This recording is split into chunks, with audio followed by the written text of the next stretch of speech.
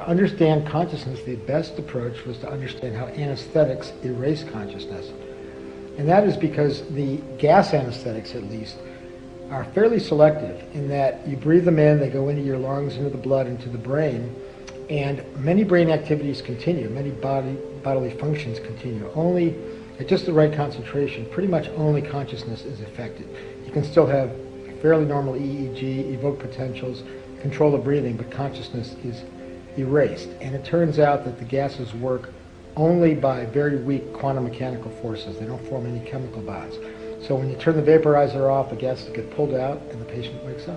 First of all, to explain quantum mechanics or quantum theory, in a general sense, our world is really described by two sets of laws. You might almost say there are two worlds.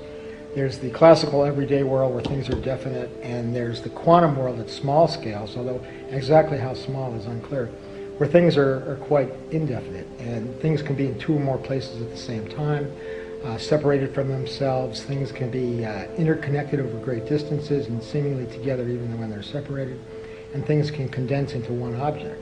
These are all, and time doesn't flow. These are all characteristics of the quantum world.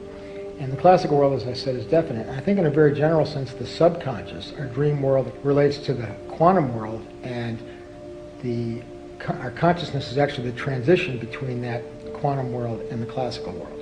So it's kind of a boundary between, consciousness exists on the boundary between the quantum world and the classical world. Some people think there are multiple universes, parallel universes, and that's one interpretation of quantum mechanics. But the apparent randomness and indefinite nature of quantum mechanics may only be in the measurement and decoherence, and it could be that the underlying substructure of the quantum world is actually contains information. In fact, possibly even Platonic information, according to Roger Penrose.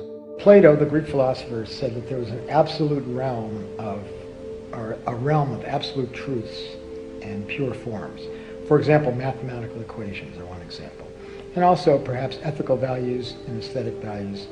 And it existed in what he described as an abstract, non-physical realm. Well, Roger Penrose suggested that the substructure of the universe at the most tiny level, called the Planck scale, is actually structured and contains Platonic information. And Platonic information, like mathematical truths, that things that are not invented but are discovered by many people, are actually embedded as truths at this fundamental level. Geometry, all mathematics, and perhaps other truths too. I think any discovery potentially is actually uncovered and discovered rather than invented de novo by anybody. You could argue about that, but that's the basic idea, that truth, absolute truth, exists in a real physical sense, but way, way down there at the bottom floor of the universe. So the connection to it is very difficult and very subtle, and only highly evolved biological systems, at least thus far, are able to be influenced by it. The real question is, are we purely algorithmic, are we random, or are we something else? And this was actually Roger's first approach toward the problem, artificial intelligence, who would say that the brain works algorithmically. The brain works by processes that a computer could do, that if A, then B, if B, then D, and so forth, and follows this path by preset rules. And Penrose suggested that the brain, and then the other type of decision would be random, just flip a coin or whatever that is, that's what you do. But Penrose suggested that consciousness uses something else that he called non-computable. And he argued from something called Gödel's theorem to suggest that understanding, knowing, must come from outside the system, so that algorithmic processes can never really know and understand, and therefore computers can never really be conscious. The only other type of process other than algorithmic determinism and randomness was the choices made in a particular type of collapse of the wave function that he had proposed as a solution to the measurement problem in quantum mechanics. So he was kind of killing 3 or 4 birds with one stone with this proposal, suggesting that it could solve the problem of superposition and how large a... Explain superposition. There are some other explanations for quantum superposition. One is that each possibility branches off to form a whole new universe, the multiple worlds hypothesis. The other is decoherence, that any interaction with the environment, with the classical world, causes the system to erode. But that doesn't account for isolated superpositions, nor does it really destroy the superposition. It just kind of mixes it with noise. The other possibility is what Penrose suggested. Others suggested different types of thresholds, but the idea that a quantum superposition, when it gets large enough or persists long enough, will reach some threshold intrinsic to nature and self-collapse. So that, and by the way, this is used in quantum computing.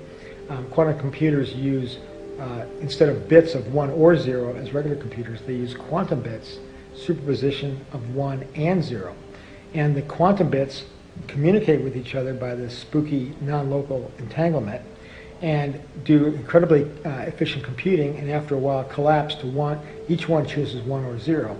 And this type of quantum computing can do incredibly efficient and complex computations. So collapsing means going from the quantum world to the classical world, reducing or collapsing. The question is, would a quantum system by itself ever reduce or collapse? Or if something, according to the Copenhagen interpretation, if we're not looking at a building even, could it be in 2 or more places at the same time? Seems ridiculous, but there's no... the Copenhagen interpretation would say that observation causes reduction or collapse to 1.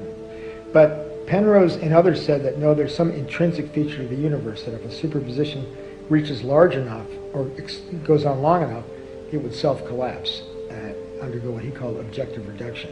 And he proposed a type of objective reduction that involved the universe itself. And the idea that, well, how can something be in 2 places at the same time? I mean, that's the real issue. And like the multiple worlds hypothesis, he said that a superposition is a branching or a bifurcation of the universe at its very tiny fundamental level, what's called the Planck scale. And in the multiple worlds view, these superpositions each would evolve to form a whole new universe. But in the Penrose approach, the superpositions are like bubbles in reality, or blisters, and they're unstable. And after a particular time, they will collapse, choose one or the other.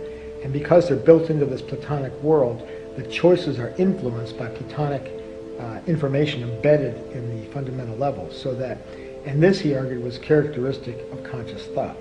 So as I said, he was killing several birds with one stone, because the separation kind of brings relativity to quantum mechanics, and it solved potentially solved the problem of Schrodinger's cat and how large a superposition could be, and it also explained consciousness in that we could function in a way that was not strictly algorithmic. We could be free thinkers to some extent, not random, but something else. We could allow ourselves to be influenced by this giant lookup table, if you will, that exists throughout the universe. Lookup table. What's that? Well, that's another way of describing the Platonic realm of information embedded everywhere at the most fundamental level. Freeman Dyson said that mind and intelligence are woven into the fabric of the universe. And what this is saying is that it's happening at the most fundamental level, at the Planck scale.